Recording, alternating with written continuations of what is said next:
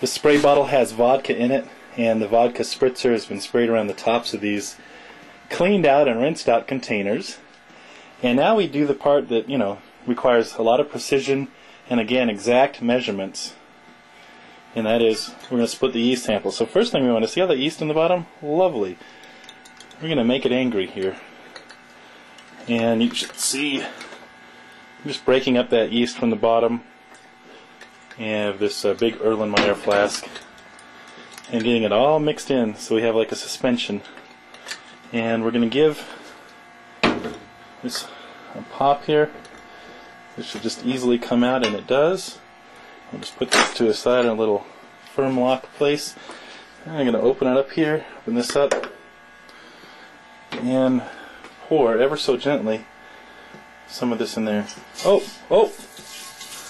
There we go, this yeast-filled starter. Now, swirl it around a little bit, and do the same thing with our second fermenter. And I split the batch into 2 fermenters because I usually make 6 or 7 gallons, and I don't like to have the overflow or popping caps popping off, fermenter locks blowing all over the room when I get back. So we put pretty much kind of like half and half here. A little less in this one, a little more in this one. Bigger sample. Remember, the first stage is propagation, and that is aerobic. The idea that yeast are only anaerobic is a fallacy. Everything that's living uses oxygen to reproduce itself, to stay alive. Okay, so I'm going to put these back on, and then we're going to take them out and give the outside a little vodka spritz, just to keep the outside semi-clean. A little vodka in a bottle, cheap dime store vodka, like, I don't know, $8 for a liter or so.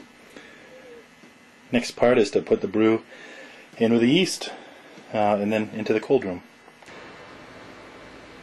Okay, we have the cooled wort over here in the pot. I leave the chiller on, and I use every last bit of wort that I can. So I'm just going to take this, and then we open it up, and out it comes. And this is the stage where we want it to really get oxygenated. So I'm actually waiting for this to clear off a little bit. Then I'm going to switch bottles. It's okay to swish it around, do all that stuff, because we want oxygen in there. Okay. And I'm actually going to re-clean these, so don't worry about those, you clean freaks. I'm going to pinch this off and bring it over. And now this nice beautiful clear liquid, and you can see this is an imperfect kind of clamp here, and so it's sucking oxygen in. That's okay. We want oxygen again in this part. In order for yeast to propagate to the number of cells they need to ferment this, we need tons of oxygen in there. Some people actually oxygenate their batches with oxygen. They take an oxygen tank and stick a hose in there and bubble it up. But I find this to be just as effective. Never had a problem with yeast propagation when I do this. I'm going to get my ugly toe out of there. So we're going to fill this up to probably to right about here. And we're not going to have blow-off potential in this one, because that's real clear. If you can see that, I'm looking at black and white here, but I'm assuming when you see this in color, you will see how clear this liquid is at room temperature. And the idea is to ferment it at a good temperature, and it's actually refrigeration for about a week or two will take the last bit of haze off that, because when we cool that down, some of the proteins will start to show themselves, and beer actually finds out on its own. You don't need huge filters. I mean, if you want it instantly filtered, use a filter, but if you have some patience and you can wait another week, under pressure, put it on the keg, and then wait a week or so, then you're going to have nice fine beer. It's going to be just every bit as clear as it is right now. Alright, let's move this over to the other one. Just pinch it off is all I'm doing, and letting it out there. Filling up my secondary. I'm going to go give these a swish in the yeast and then rinse them out and and kind of come back. So we shouldn't have any blow off. This one maybe a little bit, but the level is going to be so low that it won't matter. It won't blow off. And that is wort before it turns into beer. The yeast is already in there, and next thing we do is ferment it. Alright, see, that's that ugly stuff. I'm going to pour all of it in there. Why the heck not? Okay, we're actually in the cold room now, coming near the end of the tape here.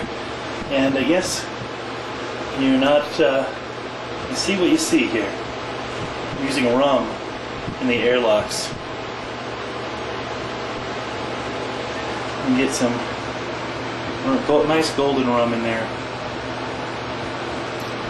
Keeps out the bacteria. And we've got some, let's fill these a little bit. There we go. And here.